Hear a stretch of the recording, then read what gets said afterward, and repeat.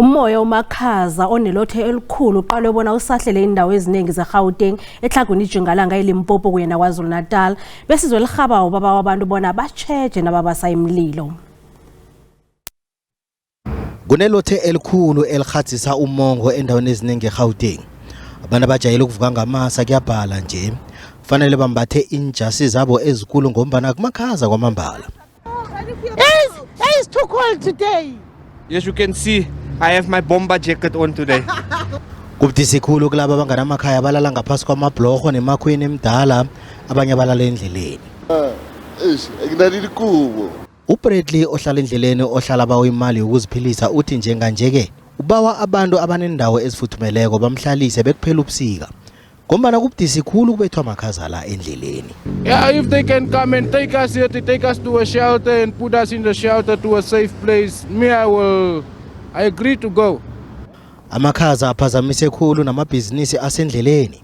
This cold, I'm not right because I'm here 5 till now.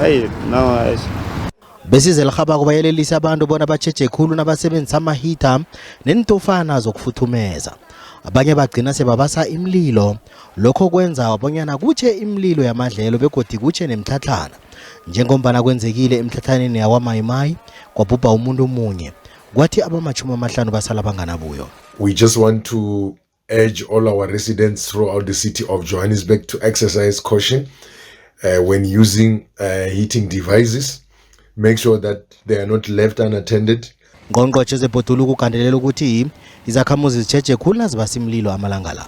I would like to take this opportunity to urge communities and landowners to remain vigilant and protect their properties from the potential devastation of wildfires.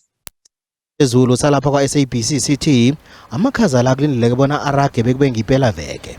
We do have that intense cold front that's moved through, now sitting over the northeastern parts of the country, bringing with it quite a bit of moisture over the southern parts where we're seeing some isolated showers and rain. Those showers and rain continuing for the Kingdom of Eswatini, Mpumalanga, Gauteng, southern parts of Limpopo, and the extreme eastern parts of the northwest. Eskom yelelisa izakhamuzi bona ziyisebenzise kuhle igezi amalanga la. Ngombana igezi izokudisibezwa, lokho kungenza bonyana inandi iqindeliswa igezi.